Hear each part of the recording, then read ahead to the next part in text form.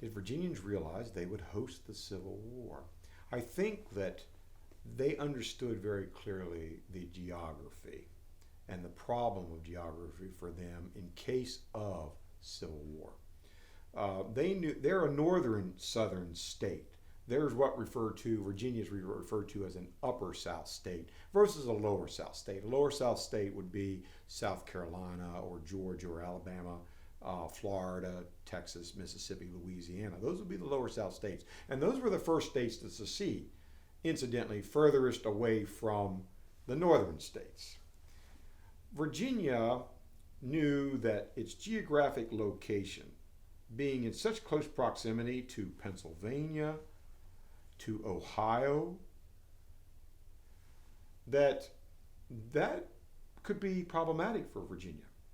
That if Virginia left the Union, certainly Ohio was not going to. Certainly Pennsylvania wasn't.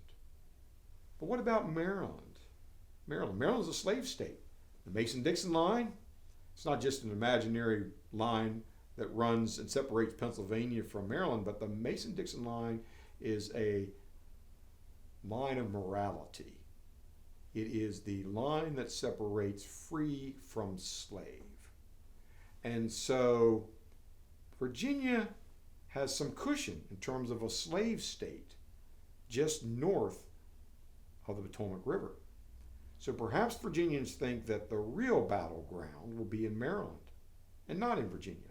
But the problem with that is that Maryland is so small geographically. In one place, Maryland is only about 1.5 miles wide. It would only take about 20 minutes to go from Pennsylvania through Maryland into Virginia. So you could take 20 minutes walking and you'd be in the United States of America, and then you were in the Confederate States of America.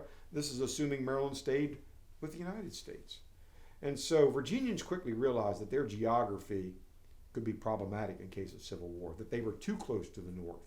And that obviously, if the United States intended to bring the southern states, the seceded states back, that the most logical target, the place to start, would be Virginia. Exacerbating this for Virginians was the capital question, the Confederate States capital question. You know, when secession occurred initially in the lower South, the Confederate capital was in Montgomery, Alabama.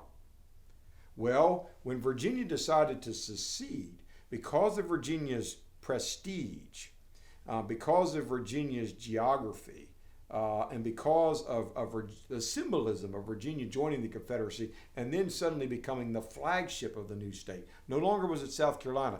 Now all eyes were focused on Virginia. The capital moved from Montgomery to Richmond.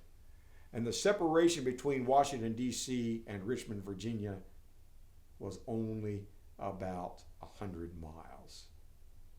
And so it was very clear to Virginians from the start that it was a huge gamble. There was enormous risk involved in them leaving the United States and inviting their state to become a battleground.